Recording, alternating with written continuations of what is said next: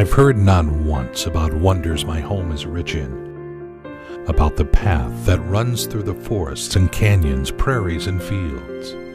I've heard about the herd of mustangs encased in steel and petrified forever trees that survived centuries. I've observed the way mighty water has grinned hard granite rocks, though the man who is weak and small was able to conquer this mighty strength. I've heard about flower fields, about their sweet captivity. I've seen wild animals to be at grass, enjoying every minute on the slope.